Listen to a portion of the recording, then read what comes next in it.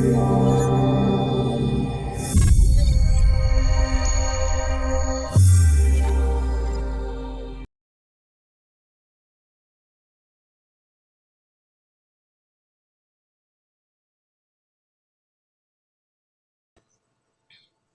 morning, good afternoon, and good evening to everybody around the globe who's watching this beautiful, intimate conversation. And today we have with us the beautiful Jean Crombet Beolens and Jennifer Kelly. Thank you both ladies for coming in. This is really awesome that you've given us your time and energy today. Thank you, Mandy. Pleasure. Beautiful. Alrighty, so I'll just go on with these introductions. So Jennifer Kelly of Touched by Tarot started her spiritual journey and development and developed her passion for the tarot over 50 years. She has been a professional reader and teacher for the past 30 years and still continues to avidly study various forms of card systems. And this is really interesting to me too, Jen. I'm keen to know a wee bit more about what you've been doing there. So through her extensive learning, she has gathered a massive understanding and experience working predominantly with tarot, but also with Lenormand and Kipper Cards. So her client base extends throughout New Zealand, Australia, and the UK. She had designed her own tarot courses. Her level 1 course focuses on demystifying the tarot at the introductory level, making it easy for students to start working with and interpreting the cards accurately and quickly.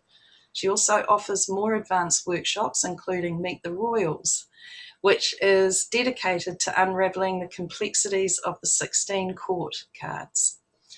She is a co-founder, secretary, and treasurer of the Divination Network, a newly formed group based here in Whangarei. So Jean, our beautiful Jean, who is known as the Tree Lady, is originally from the UK, has worked in Australia and now resides in Ruakaka in New Zealand, which is just out of Whangarei. A practicing clairvoyant consultant for over 40 years, she uses a pack of ordinary playing cards to help her channel messages from spirit. She specialises in past lives and dendrographology, which is tree readings, which is very interesting because, Jean, I think you are really the only one in New Zealand anyway that's doing tree readings, and you're marvellous at it. So her business was Wise Woman Web, which organised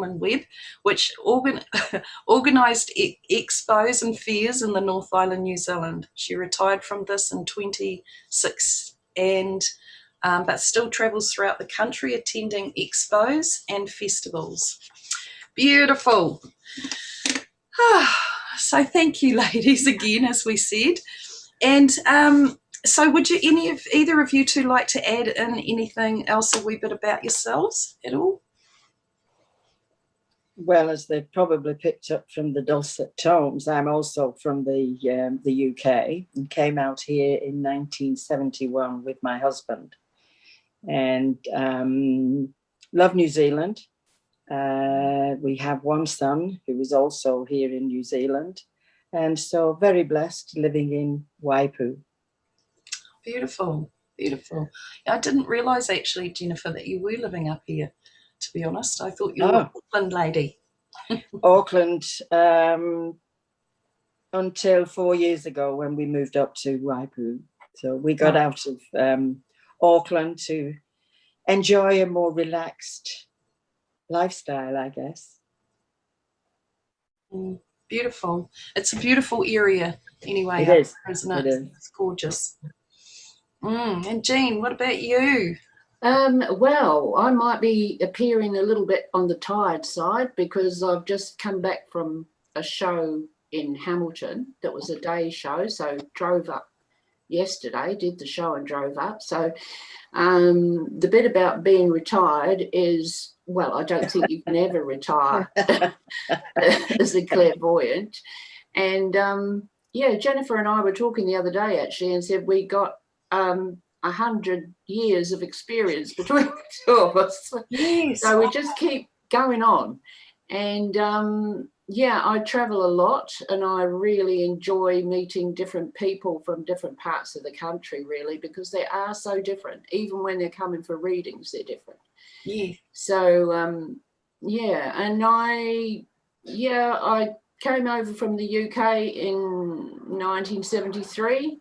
Never regretted a minute of it. This is a perfect place to live, although they weren't all that advanced in their ideas about, you know, clairvoyance. They, you know, a few people crossed the road in Warkworth, where I lived. It was a small place, and they kind of crossed themselves and thought she's a bit of a witch. But things have improved over the years, and we're learning more and more all the time.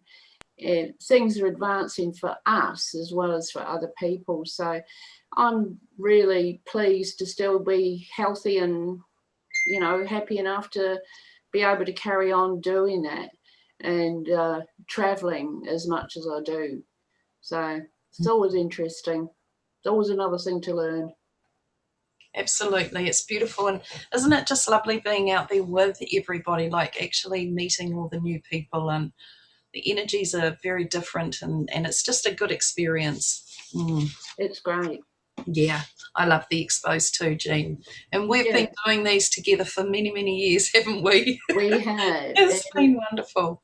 That experience of Wise Woman Web when I started, you know, the times have changed, really changed. I mean, it used to be, you know, fat, fair and faulty, like people, the women that came around, there wasn't a lot of variation in them. But nowadays it's men, women, children, all sorts of people are interested in spiritual things and want to, you know, experience them all. It's no longer kind of frowned on like a fairground. So I think it was a bit when I started off in 2001, 2002. It was all still a bit gypsified. Yes. But it's not anymore. It's far more professional. It is. It's lovely. I enjoy it now too, more so. So, ladies, you have we've mentioned in here about the Divination Network that you've formed. Can you explain a little bit more about this, and also, you know, where did the idea come from? Well, I had a regular client, and after a period of time, she revealed to me that she too was a professional reader. So we decided we'd get together and talk some more. And the realization came that we are so isolated. We work alone, what we do.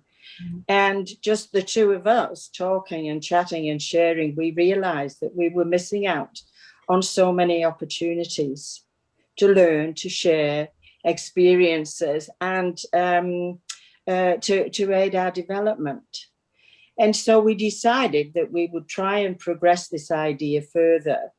And what we did was we actually contacted professional readers within the Whangarei area. Jean, of course, was one of them, to moot some ideas and just see how we could progress this.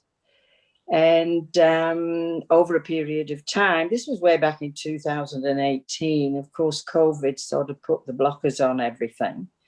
But we came up with some good ideas, and Jean and I, from those ideas, decided to form the Divination Network, which we're really, really excited about.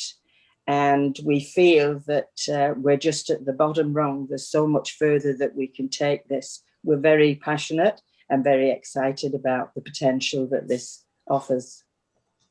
Beautiful. And so, Jean, what, or but either of you two, what are the main objectives of the group? I guess the main objective really was to be seen, be recognised as professional, credible people. As Jean has already alluded to, the perception out there, and still remains, the stigma that we are just entertainment, not to be taken seriously.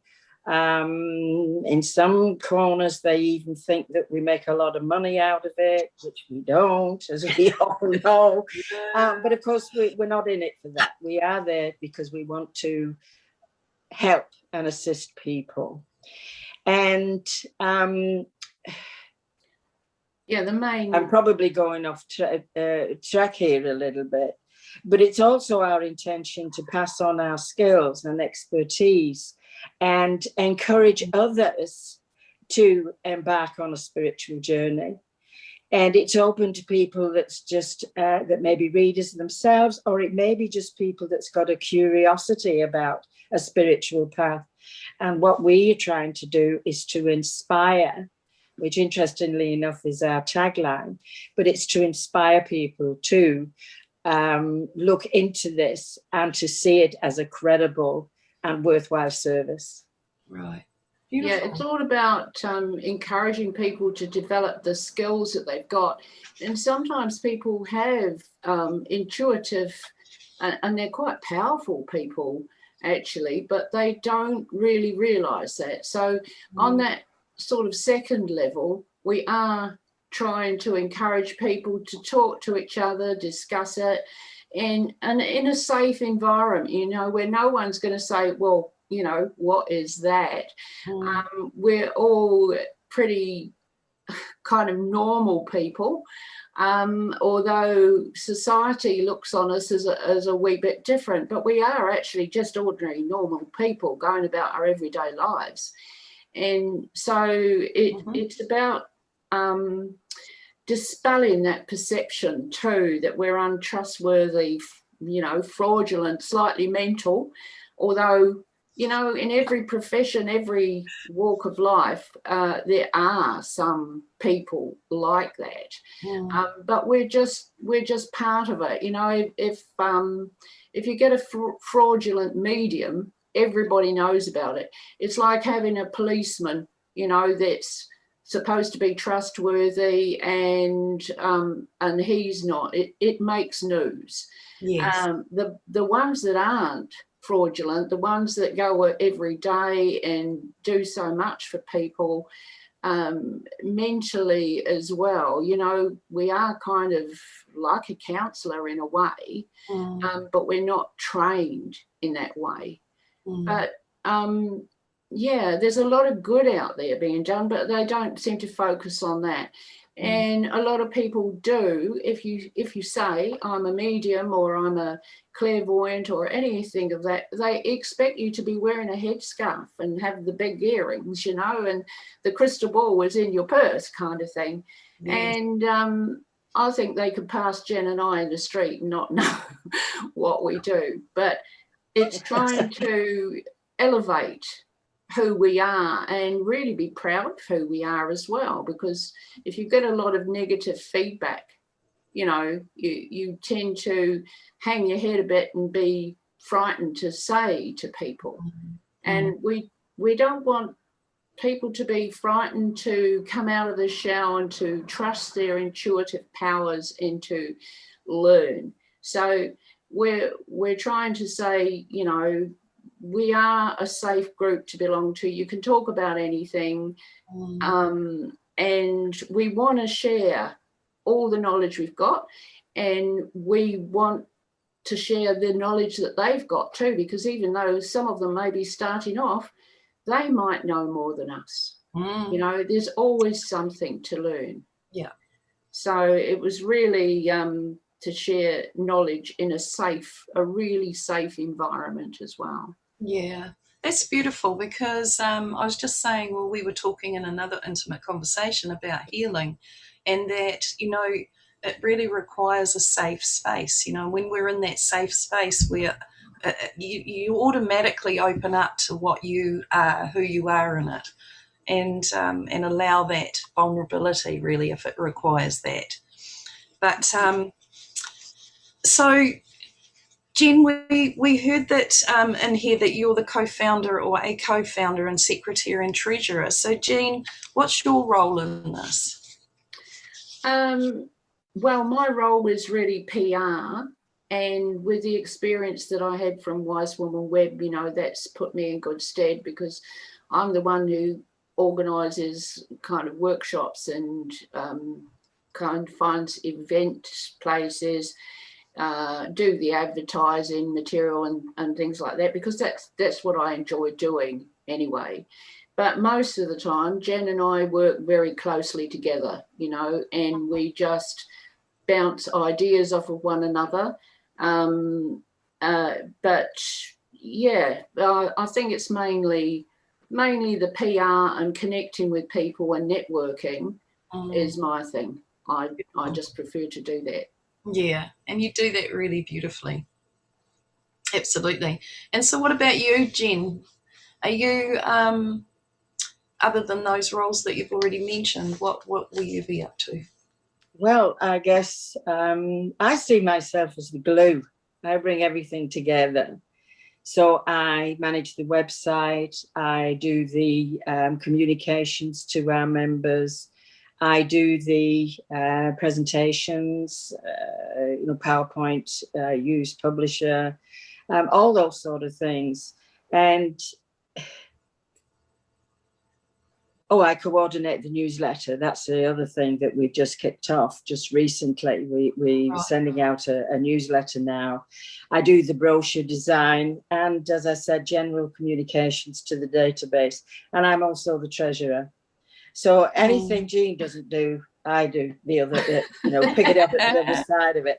And it works really well. We've got definitely diverse skills there, but we complement one another, and it's just great. It's just great. Yeah, beautiful. I can feel that too with you. Your energies both really gel very well. Indeed. Yeah. Indeed. Thank you. It's nice when it's like that, obviously, because things flow and it just automatically everything shows up. You know, when there's a bit of resistance or conflict in there, it just sort of is like it's splitting out. But with you two, it's a very, very nice little gel. So how has the Divination Networks evolved since conception?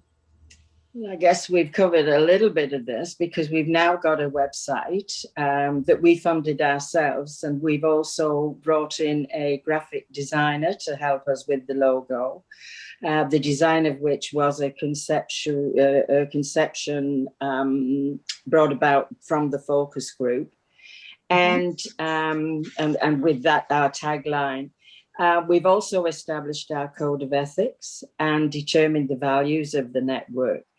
And we now have a clear understanding. COVID actually worked well for us because we were floundering to a degree, but now we have a very clear understanding of who we are, what we are, and what we're trying to achieve with this group, with Divination Network. So it's quite exciting. It's quite exciting. It's watch this space kind of thing. Yeah, I just want just want to add a little piece there that it does evolve all the time, and it's quite surprising to us sometimes. But the fact that it's kind of evolving as an information service too, because there's lots of things actually going on, and in New Zealand and worldwide, but they're not really advertised or out there, so you've got to search for them. So we found that our website's been used for a lot of information. And I don't know if you remember, Mandy, but years ago they had wisdom seekers run by Carolyn Smith.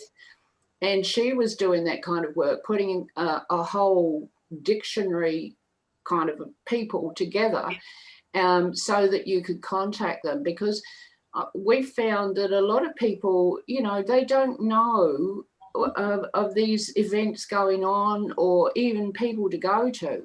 Yes. You know, I've often had people ring up personally and say, oh, well, I'm not near you, so is there another medium that you can recommend me to, or those kind of things. Well, our website has got a what's on page, and we're hoping to really build that up with everything that's happening.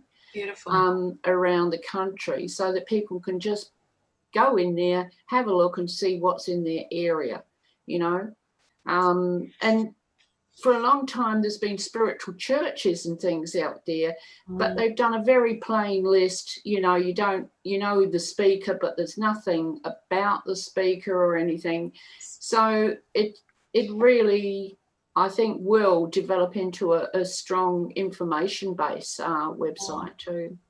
Yes, no, that was a great service that Caroline had going there, and it was wonderful.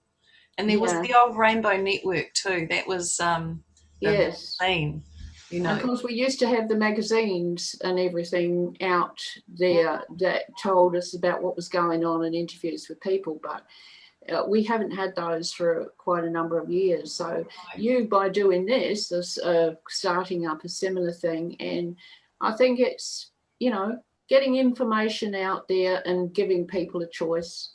Absolutely. Really. Yeah, great stuff. That's really cool. So what events have you held so far? On the 13th of February, we had what we termed our launching. And the success of that was just phenomenal. We had 40 people attend, and we could have easily have doubled that number. But because it was our first event, we wanted to keep the numbers relatively small. So as I say, it was a huge success. We did workshops on tarot. We did past lives, we did numerology, and we had other speakers coming in to help us with this. And we also did a session on manifestation. Then we put an evaluation form out because we wanted to know how we were doing and what we could do better or differently. And as I said, the feedback was phenomenal. And what we got from that was a program of events that we can move forward with and present going forward, because the important thing for us is all these events need to be what people want. Yes. And there is definitely a need for this kind of thing in Whangarei. And who knows, it could expand because we've got Zoom technology these days, we've all sorts of things. So we could expand it later on nationally and internationally, who knows.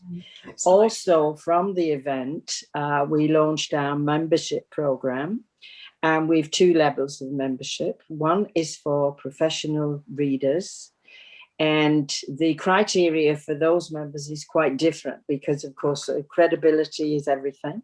And so we want to make sure that members coming in at that level are proven professional people that can share and join with us, perhaps do workshops, write articles, provide resources for the website and that kind of thing. And then we also have an associate membership, which is open to anybody that's just got a keen interest and wants to be with like-minded people. Also, at both levels of membership, the workshops that we are planning will be at a discounted rate for members. Right. Yeah. And we launched the membership program just 4 days ago, and again, it's been incredible. But obviously, membership is, you know, there's no limits on that. The more memberships we have, the more members we have, the more variety we can provide, and as I say, provide what they're wanting, what they're looking for. Beautiful. Yeah, going back to the launching, it was a real learning curve for us too. You know, we are going to sort of modify our things based on that too. You know, because it's just the amount of people was one of the things. You know, like Jen said, we could have doubled the number, but we wouldn't have been able to run it as well. So yes. The local thing is where we wanted to start, but probably we will be doing workshops and doubling up on them such as, you know, doing the same workshop, but perhaps in a different area of the country eventually. And also bringing in lots more people with their skills yeah, and there's so many things out there. Once you start looking at it, you know, we didn't know what to put in our launching to start with, because we had so many things that we could choose from. So it's yeah, and the fact that it was really well received and people sort of enjoyed it. Not only was it informative, it was fun, and I think that's got to be part of the thing, that people really enjoy what they're learning as well. Yeah. So yeah, we kind of patted ourselves on the back afterwards from the feedback. I don't think we had one. Well, I think we did have one, Jen, didn't we? We didn't provide varied. We had a lunch, you see, so we didn't have a vegetarian option. We did have a vegetarian option, but we didn't have a gluten-free one. So we thought we were doing pretty good if that was the only negative feedback. Absolutely, we'll take that. We'll take that, most definitely. Yeah. Oh, that's wonderful. So what's in the pipeline? What have you got happening? We're very excited because on the 24th of April, we are running a half-day workshop, and we're calling it Pendulums and Teacups. And the first half of the program, I will be showing people how to work with the pendulum, how to cleanse it, how to program it, how to work with the chakras using a pendulum, and obviously getting them to be able to use the pendulum to help them with their decision making. Pendulums is one of the simplest forms of divination, and I think it's a great introduction to people to get them interested in spirituality, which of course is what we're trying to do. We want to inspire people to take this path. And then Jean is doing a fabulous session on how to read the tea leaves, or coffee grounds, or chocolate, or whatever. She's got some creative ideas alongside of that. Yeah, well, that's going to be a lot of fun for me, because I think I did teacups. Probably I was 30 when I last did a teacup. But you know, it can be just used as a fun thing, and there can be symbols and everything in your cup, which obviously people know about. But it can be quite a serious form of, you know, looking to see what your day is going to be like. And it just depends how intuitive you are. And I'm sure if you can channel anything, you can channel teacups as well. But I want it to be, it's kind of a fun initial thing, not very serious. But out of that, you know, there can be serious effects on people. And I mean, you know, they are enthusiastic about it. I mean, as soon as we put it out, you know, we were asked for tickets for it. So there's a definite need just to discover anything and everything. And not all of it will be serious, but some of it will be. And if it inspires someone to go on and look in and investigate something else, and that's really what we're all about. So that's on the 24th, and it's in Whangarei again. But, you know, we've got to start local, but we will be venturing out to other areas, that's for sure. Yeah. So that's at the Glen Verby Hall, and for non-members it's $45, and for members it's $30. It includes light refreshments, morning tea, but it also includes their very own brand new crystal pendulum. So again, we're really offering value for money here in what proves to be an informative but fun morning. Beautiful. It will be fun. My great-grandmother was somebody who I'm very aware and onto it, and she from the other side told me that she used to read tea leaves, and she'd get all her friends would come room off, and she would read their leaves, and maybe taught it too. I'm not sure, but she had a beautiful collection of teacups and saucers and the plates, you know, with the beautiful roses. Oh gosh, they were gorgeous, but she had lots and lots of them, and I did wonder why, you know. It was like, gosh. But yeah, she was awesome. So it is a lot of fun reading tea leaves. I know for myself, I've had a lot of fun doing that myself. All right, so if anyone wanted to become a member, how do they go about that? Well, there is a contact form on our website, and also Jean's details and mine. And it's a matter of filling out an application form. Okay. And for associate members, they pay the money and they become a member. It's a little bit different for professionals because, as I said, it's important that we retain the credibility of the group. And so professional readers, they have to be proven to have been reading for a period of time in a professional capacity. Right. And that ensures that we keep the standard, as I say. Cool. Because they would then be invited to coach the associate members. They'd be able to provide free resources that we can put on the website. There's all sorts of opportunities going on. And membership this year, because we're obviously almost in April, we brought it down to it's $30 for associate members, and it's $80 for professional members.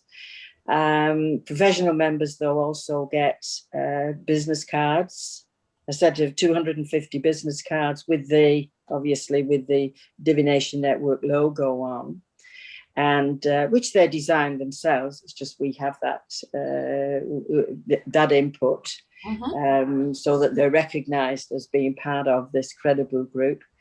They also, all members get our monthly newsletter. And, I'm thinking about it. We've set ourselves up for a lot of work. So we do need more professional members to help us with this. But the benefits to the group, to them as individual, is enormous. So it's something that, professional people do need to consider. Beautiful. It's lovely. Thank you. And so what is what's sort of the group's ultimate goal?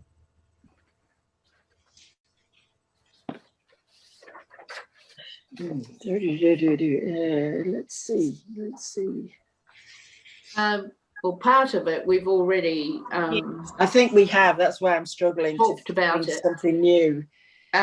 We've already talked about it, but the ultimate thing is to have spiritual practitioners viewed as a professional career, not actually stigmatized, and to treat them in the same way.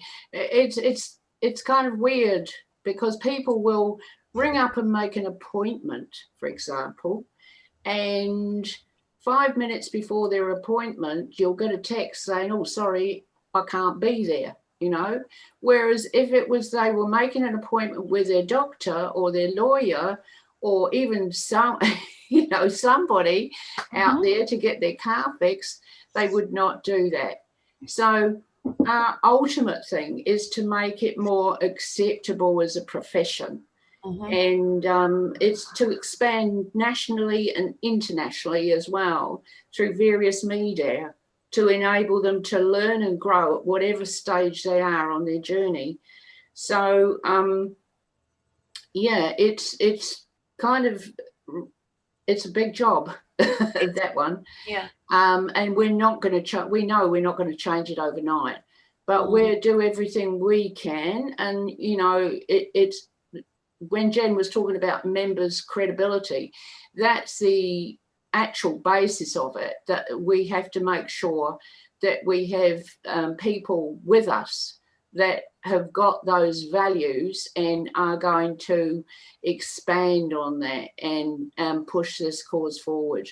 Yes. Because, I've never wanted to be treated as an entertainer, actually. I mean, I can be entertaining, I can be funny at times, but there's, we do need to be taken seriously as well. And we are professional people, and that's what others don't understand. Just something funny about it. Coming back through customs once when I was coming back from Australia, I actually had clairvoyant on my passport as a job. And when I queued up to go through customs, one of the officers came up to me and he said, well, you know what I'm going to say to you already, don't you? And I looked at him a bit weird. No, I don't. And he said, well, you can go through to the next line. You can go through. You can just go through. And I realised it was because he thought that a clairvoyant is a mind reader, and people get confused with that. They think you have to know everything.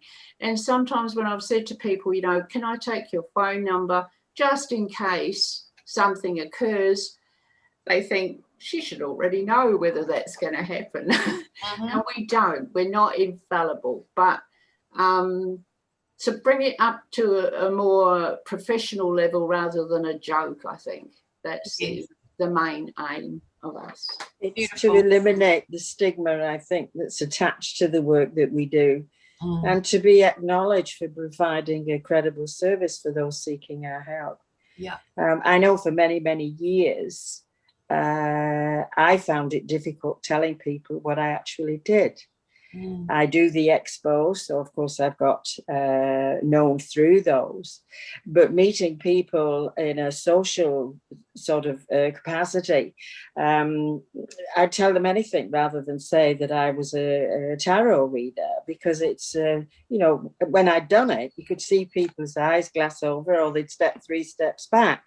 And I think it's important that we try and elevate the profession and bring it even more into mainstream. We've made a lot of strides over the last 10 years in this regard, but we've still a way to go. We really need to get rid of that stigma that is still perceived by some that we're woohoo. We're not. As Jean said earlier, we're just very ordinary people with a passion, A, for what we do, and B, to help people. Absolutely. And I know, I think programs on TV now, like Sensing Murder, those sorts of things, have really sort of brought it into, people have got their heads around it a wee bit more, I think, and accepted it more as something more serious than what they were looking at it. We were all just gypsies, and I know, or looked upon as that, we were woo-woo. And I know with myself trying to run centres, and I've had, the Christians and different religious denominations standing outside praying for us to close down and to stop. And, for them, as far as I was, they were seeing me as like Satan's daughter, because I did what I did. And actually got into a very in-depth conversation with them at one time, why they thought that of me. And their comment was, well, you can't serve 2 gods. And I was like, who said I do? Like their idea of it all was very, very weird. But yeah, a lot of energy coming our way, and us trying, and them wanting us to stop and to close down. And it's not only with we've been talking about readers and clairvoyancy and that kind of thing, but it's also with spiritual healers and even people that are into nutrition in different ways, and they are, being inspired, or they're spiritually connected. So, yeah, for the membership and everything, it doesn't cut those people out. I think we're just one big family. Yes. And so whatever you do in whatever area is viewed as professional. But I've come across a lot of people recently who are spiritual and they are of the healing nature, but they've already been connected in that kind of a profession anyway, because they become nurses, doctors, those kind of, Yes. which we view as professional. So they're using their skills in everyday life. And we're all using those skills. We're all using that intuition. It's just that some of us are using it a bit more than others, you know. So, yeah. So it's it is becoming more of a professional thing to do. But just because, you know, a healer's not wearing a white coat and doesn't have a stethoscope around its neck, there was sort kind of a uniform for people. Yeah. And it showed people what they were, whether they were a bus driver or a policeman or a doctor. There was some kind of uniform. But our uniform seemed to have been, well, for readers, it seemed to be the headscarf, the earrings, and the, you know, and the woo-woo stuff, you know, and we're all supposed to be dressed like 1970s hippies or something, you know. So we just want to dispel that kind of feeling about it. Beautiful. I'm so glad. It's a great thing. And I think, you know, talking about the, you know, there's professionals coming in on board as well. And the heart communities today, you know, which is what yours is, you're going to get those that connect on a heart level with this. So, you know, you will have the professionals and the high vibrationals coming in, because that's what you're asking for. Indeed. So one of the questions here is, are you making money? Absolutely not. No.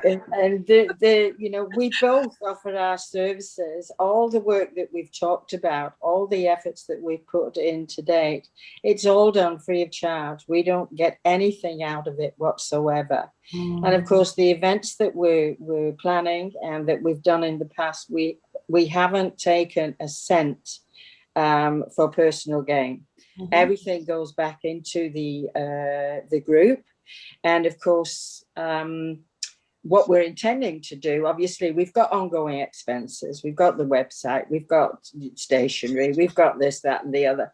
Obviously, we've got expenses, whole hireage and that kind of thing. But every cent of profit that we make after our expenses will go to a charity. And this year, we've chosen the Women's Refuge.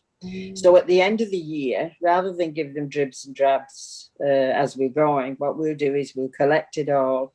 And what's left in the pot at the end of the year, we'll make that donation to the Women's Refuge.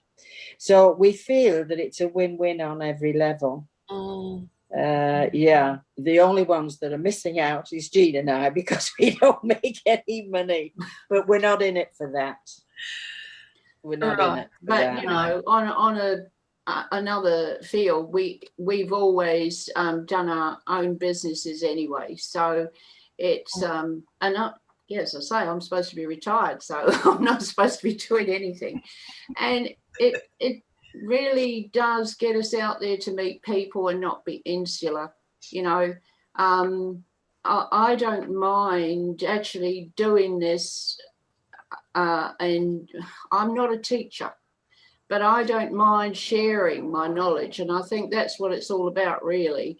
Why should we actually be paid for teaching when we're not teaching? We're just sharing.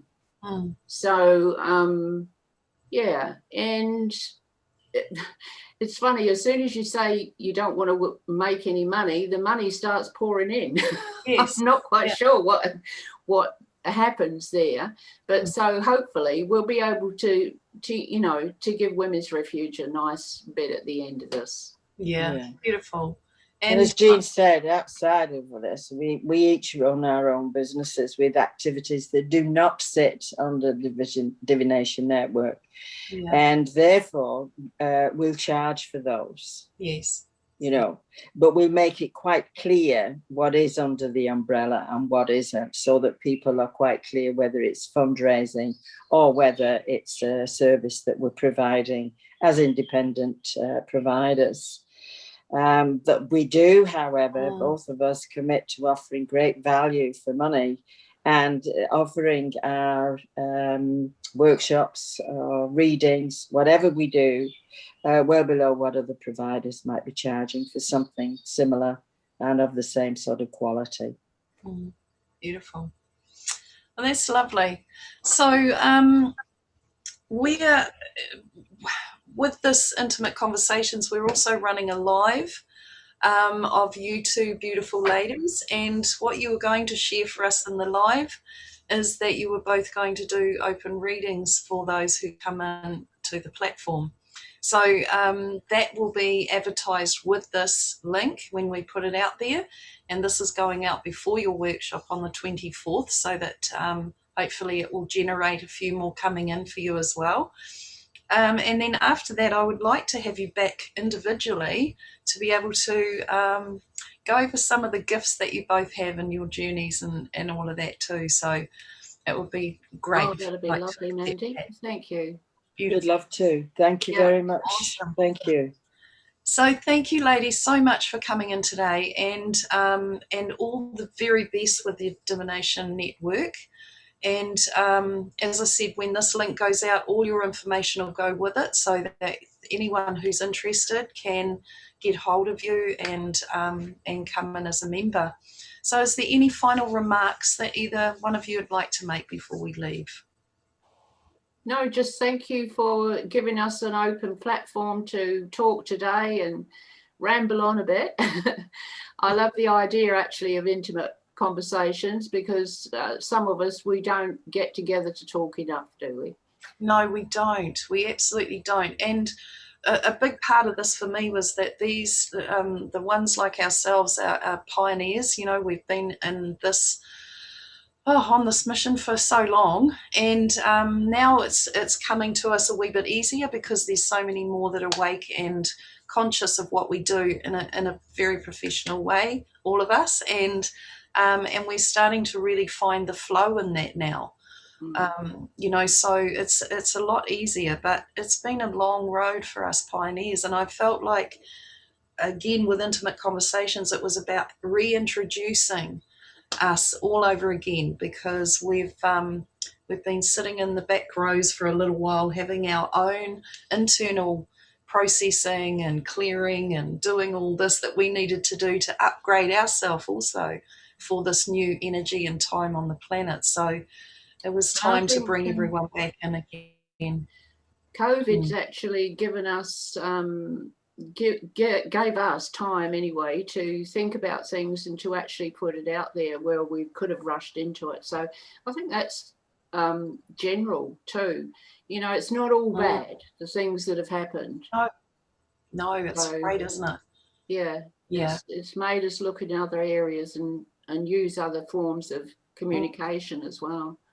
It has, and it was a great reset. That's the way I saw it. It was just as a reset. We were given time, like you say, space to be able to really sit in what are we doing, where are we going, and then reset ourselves into this new energy and space. So beautiful. And it's also was an opportunity for the planet to heal, which I think, you know, we've got to look for the positives. Absolutely, we do. Because there always are positives in every situation. Yes. It was so peaceful, wasn't it, though, in lockdown? It really was. Like, I loved it. It was just so nice to know that nobody was going to knock on your door. You were at home, you had your space, and it was not going to be invaded by anybody. It was so lovely. It was actually. It was lovely. Yeah. Of course, it was only 4 weeks, which is you know, the novelty was still, you know, we were still sort of in the novelty of it all. Whereas, of course, in the UK, oh gosh, it's gone on for months and months and months. Mentally, I think that's obviously playing its toll. Yeah, for sure. And we have been very blessed here in Aotearoa. Oh, indeed. Beautiful space. Awesome, ladies. Well, thank you so much again for coming in, and it's been an absolute pleasure talking with you this morning. So all the best for a beautiful day for the rest of it, and when we put this link up, we will put a date in for your live in a couple of weeks' time. That's fantastic. Oh, that's Thank you lovely. so much for the Beautiful. opportunity, Mandy. Thank you. You're welcome. Yeah, thanks, Mandy. It was great. All the best.